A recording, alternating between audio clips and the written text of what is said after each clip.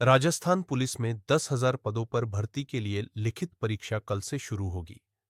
2 दिन तक चलने वाली इस परीक्षा में 5,24,000 से ज्यादा अभ्यर्थी शामिल होंगे। अतिरिक्त महानिदेशक पुलिस भर्ती एवं पदोन्नति बोर्ड बिपिन कुमार पांडे ने बताया कि 13 सितंबर को पुलिस दूरसंचार और चालक पदों की परीक्षा होगी, जबकि 14 सितंबर को कांस्टेबल सामान्य और अन्य पदों की परीक्षा आयोजित की जाएगी।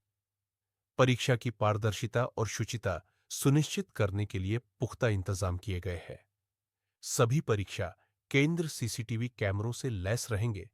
प्रवेश से पहले बायोमेट्रिक जांच होगी और नकल रोकने के लिए हर केंद्र पर जैमर लगाए गए हैं। पुलिस मुख्यालय से परीक्षा की लाइव मॉनिटरिंग होगी और प्रश्न पत्रों की सुरक्षा के लिए 9 स्तरीय पैकिंग की गई है। परीक्षा सामग्री की लोडिंग और अनलोडिंग पूरी तरह वीडियोग्राफी में कवर की जाएगी। सरकार ने जिला प्रशासन, पुलिस और शिक्षा विभाग को निर्देश दिए हैं कि परीक्षा सुचारू और निष्पक्ष रूप से संपन्न हो। भर्ती 2025 जो 13 और 14 सितंबर को प्रस्तावित है, ये हमने 9/4/25 को विज्ञप्ति जारी करी थी। सरकार ने हमें 10,000 पुलिस कांस्टेबल की भर्ती के स्वीकृति दी थी, जिसमें कांस्टेबल सामान्य जो है नॉन टीएसपी 8,512, कांस्टेबल सामान्य टीएसपी 867, चालक कांस्टेबल टीएसपी 503, कांस्टेबल चालक टीएसपी 47, कांस्टेबल बैंड 71, कुल विज्ञापित पद थे 10,000। इसमें जो विभिन्न कैटेगरीज हैं, आप सबको पता है कि हमारी जो भर्ती होती है यूनिट वाइज होती है। तो 3 नवसर्जित सरकार ने 3 नवसर्जित महिला बटालियन अमृता देवी, काली देवी, कालीबाई एंड पद्मनी देवी की स्वीकृति दी थी 1,500, तो उसकी हम पूरी भर्ती कर रहे हैं। तो एक साथ ही तीनों जो हमारी बटालियन है खड़ी हो जाएंगे। और 33% का आरक्षण भी पुलिस में किया गया था, तो जिसको भी हम लागू कर रहे हैं 33% के हिसाब से। महिलाओं के लिए 3,303 पद आरक्षित रखे गए, सभी यूनिट्स में ये है। हमें 5,24,740 प्राप्त हुए आवेदन, जिसमें से टीएनटी के 1,05,000 थे और बाकी शेष जो हमने बताया जीडी ड्राइवर उनके थे। हमारी जो परीक्षा की जो प्लानिंग है वो 13 तारीख को 3 बजे से 5 बजे 9 शहरों में की जा रही है, जो सारे संभाग मुख्यालय हैं।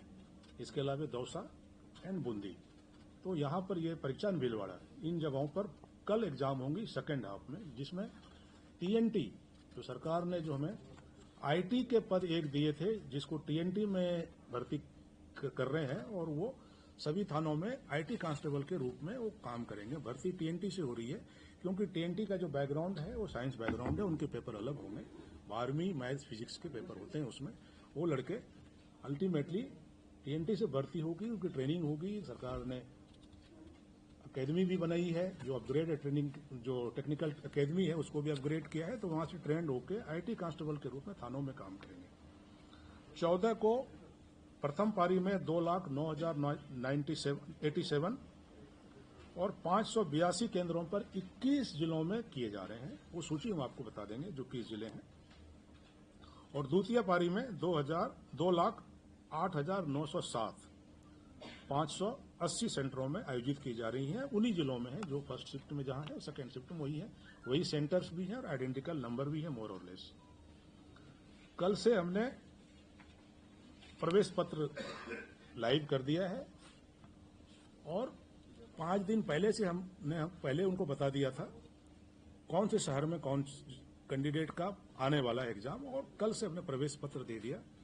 यहाँ पर हमारा कंट्रोल रूम है जो 24 आवर चल रहा है। किसी तरह की डिस्क्रिपेंसी आती है, कई बच्चे क्या होते हैं कि स्पेलिंग गलत डाल देते हैं, नाम डाल देते हैं, हस्ताक्षर कई जगह गलत हो जाती हैं, कुछ चीजें आ रही हैं, उसका हम समाधान कर रहे हैं। और जो डीआईटी हमारी प्रवेश पत्र जारी करती है, उनका भी एक हेल्पलाइन नंबर है जिस पर वो भी इसको एड्रेस कर रहे हैं। ये जो हेल्पलाइन नंबर हमने यहाँ विशेष तौर पर खोला है और मेल दिया है, वो हम आपको इसमें बता रहे हैं। परीक्षा की पारदर्शिता शुचिता के लिए हमने जो कदम उठाए हैं उसकी मैं थोड़ा सा सिलसिलेवार ढंग से बताऊं कि पहली बार तो सभी परीक्षा केंद्रों के सभी रूम से लाइव फीड पुलिस मुख्यालय को आएगी। सभी जगह अनिवार्य किया गया है, कोई भी परीक्षा केंद्र के अंदर कोई भी कमरा बिना लाइव के नहीं है। सभी कमरों में सीसीटीवी लगाए गए हैं और कंट्रोल रूम यहां पर हमारा काम कर रहा है। फ्रिस्किंग की 2 स्टेज है। एक स्टेज हमारी है जो हमने अपनी टीम लगाई है संख्या के हिसाब से, जो डिटेल मैनुअल फ्रिस्किंग करेंगे। उसकी गाइडलाइंस हमने बता रखा है कि क्या क्या चीजें फ्रिस्क करनी है और मोर और लेस जो ड्रेस कोड है, क्या चीज नहीं ले जाना है, वो हमने एडमिट कार्ड में डाल दिए हैं। और मोर और लेस जो आरपीएससी और एसएसबी की जो गाइडलाइंस होती हैं एग्जाम देने की मौसम के हिसाब से, उसी हिसाब से हमने जारी किए हैं। तो हमारे लोग पहले उसकी फ्रिस्किंग करेंगे, फिर जो एजेंसीज की टीम, जो टेक्निकल टीम है एचएचएमडी के साथ, वो उनकी फ्रिस्किंग करेंगे। उस फ्रिस्किंग के बाद हमने बायोमेट्रिक का प्रोविजंस रखा है। वो बायोमेट्रिक करेंगे, उनको सारा डेटा है, वो बायोमेट्रिक करेंगे। बायोमेट्रिक के साथ फोटो का भी मिलान करेंगे। किसी तरह की कोई डिस्क्रिपेंसी आएगी, वो हमारे पास कुछ आए हैं तो उसकी हम जांच कर रहे हैं। जांच करने के बाद जब ये परीक्षा केंद्र पर बच्चे जाएंगे तो उनकी हम डिटेल करेंगे। हो सकता हो कि मशीन्स में कुछ कमियां हैं, लेकिन हम मौके पर उसकी जांच करके तसल्ली करने के बाद उनको प्रवेश दिलाएंगे। ये कई बार इम्पर्सोनेशन को रोकने के लिए ये की जाती हैं। तो हमारा बायोमेट्रिक भी है और फोटो मैच भी होगा। फोटो में हमने एडमिट कार्ड में 2 तरह के फोटो दिए हैं। एक तो उन्होंने फोटो अपलोड किया है अपने से, वो पुराना हो सकता हो, लेकिन अब हम डीआईटी भी कर रही है और दूसरे एग्जाम से हम एक लाइव फोटो ई मित्रा से लेते हैं। तो उसमें और जो मौके पर जब एग्जाम देने जाएंगे तो 3 महीने का फर्क है, तो बहुत चेंजेज नहीं आते। कई बार बच्चे 4 साल पुराना फोटो डाल देते हैं और मौके पर दिक्कत आती है। तो फोटो मैच से भी हम उसको चेक करेंगे।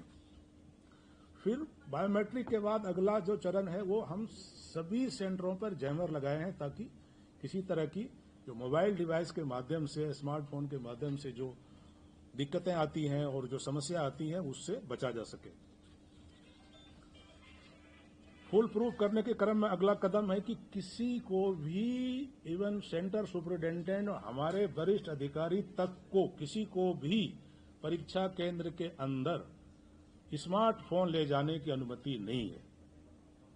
सभी जो मैसेज पास ऑन होगा, जो भी उनको कोड दिया जाएगा, एवरीथिंग, वो हमने व्यवस्था करी है कि जो कीपैड मोबाइल है सभी सेंटर सुपरिटेंडेंट के पास, जो कीपैड पुराना मोबाइल होता था वही है।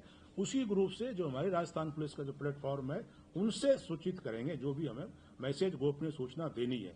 तो स्मार्टफोन्स की प्रवेश किसी को भी नहीं है, सेंटर सुपरिटेंडेंट को भी नहीं है, हमारे लोगों को भी नहीं है। हमारे वरिष्ठ अधिकारी जो सेक्टर प्रभारी वगैरह, एडिशनल एसपी जो भी जाएंगे वो भी इसकी पालना करेंगे। वो भी काउंटर पर जमा कराएंगे और फिर अंदर जाएंगे, चेक करेंगे और फिर वापस आएंगे, ताकि हम अब खुद ही इसकी नियम की पालना करें। आपके माध्यम से जो परीक्षार्थी कल और परसों ये परीक्षा देने आ रहे हैं, उनको मैं बताना चाहता हूं कि पुलिस एक बहुत ही रोमांचकारी कैरियर ऑप्शन है। डिसिप्लिन जरूर रखना पड़ता है। डिसिप्लिन के साथ साथ अगर कड़ी मेहनत की जाए तो ये एक बहुत उम्दा कैरियर ऑप्शन है।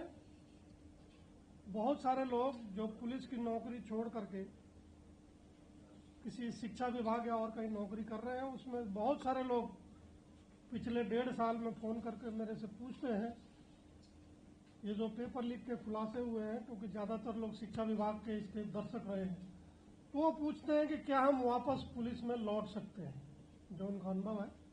तो मैं पिछले 1.5 साल में जो फीडबैक है उसके आधार पर बताने चाहता हूँ आपके जो दर्शक हैं और कल परसों परीक्षा में शामिल होंगे, कि उन्होंने जो एक करियर ऑप्शन चुना है वो बहुत ही अच्छा है, बहुत ही सेटिस्फाइंग हो सकता है, प्रोवाइडेड वो हार्डवर्क के लिए तैयार है और डिसिप्लिन में रहने के लिए तैयार है। एक और बात मैं अनुरोध करना चाहता हूं सभी परीक्षार्थियों से, उनके अभिभावकों से, कि यह पुलिस विभाग की परीक्षा है और आप पुलिस विभाग में आने के इच्छुक हैं, इसलिए परीक्षा देने आ रहे हैं, तो कृपया करके जो आपका मूवमेंट है वो भी एक थोड़ा आम दिनों के मूवमेंट से भिन्न होना चाहिए। किसी को, आमजन को यह महसूस नहीं हो कि कहीं कोई जाके कोई ग्रुप में जा रहे हैं तो कहीं हुड़दंग कर रहे हैं या किसी तरह का कोई लॉलेसनेस कर रहे हैं। तो मैं अनुरोध करना चाहूँगा कि अगर वो परीक्षा सेंटर पर जा भी रहे हैं तो कोशिश करें कि उनके कारण अन्य किसी को कोई असुविधा नहीं हो। बस स्टैंड पे, चौराहों पे जहाँ ये झुंड में इकट्ठे हैं वहाँ कोई किसी तरह की परेशानी लोगों के लिए, आमजन के लिए, आम नागरिकों के लिए खड़ा नहीं करें। तो मैं ये पुलिस विभाग से उनको ये संदेश भी देना चाहता हूँ और अनुरोध भी करना चाहता हूँ कि मूवमेंट में डिसिप्लिन मेंटेन रखें। ट्रेनों की छत पर बैठकर, लटककर, बसों की छत पर बैठकर, जीपों की छत पर बैठकर कृपया यात्रा न करें। ये काफ़ी कई बार महंगा साबित होता है। मेरा अनुरोध है कि अगर परीक्षा तिथि से एक शाम पहले अगर वो अपना परीक्षा केंद्र देख लेते हैं तो परीक्षा के दिन उनको समय में पहुंचने में मदद मिलेगी। मैं एक बार पुनः जो हमारे एडीजी रिक्रूटमेंट बोर्ड है उनके इंस्ट्रक्शन को दोहराना चाहता हूं कि समय में 1 मिनट की भी किसी को कहीं भी लिबर्टी नहीं है। जो कट ऑफ टाइम है एंट्री का, उससे 1 मिनट भी बाद में जाने की इजाजत नहीं है। तो खास तौर से जो समय सीमा दी हुई है उसके पहले सेंटर पे जरूर पहुंच जाए। हम सभी कई बार मोदी जी की बात से वाकिफ हैं कि अगर परीक्षा में तनाव होता है तो अगर समय से पहुंच करके अगर वो कोई ऐसी योगिक क्रिया जैसे अनुलोम विलोम या लंबी सांस लेने वाली अगर करें तो उनके परफॉर्मेंस बेहतर हो सकता है। ये जरूर ध्यान रखें कि सेंटर पे जिन चीज़ों की मनाही है वो लेके सेंटर पे नहीं जाए। वहां जाके कई बार जो व्यवस्था बनाने वाला स्टाफ है उससे उलझन होती है, कई बार तरह तरह की परिस्थितियां पैदा होती है। तो उसमें मैं पुनः इस चीज़ को दोहराना चाहता हूं कि आपके एडमिट कार्ड पे साफ सुथरा लिखा हुआ है कि क्या तो अलाउड है, क्या अलाउड नहीं है। तो वैसा सामान लेके नहीं जाना है, क्योंकि वहां कोई सामान रखने की व्यवस्था सेंटर के बाहर और उसकी सुरक्षा करने की व्यवस्था पुलिस प्रशासन ने नहीं कर रखी है।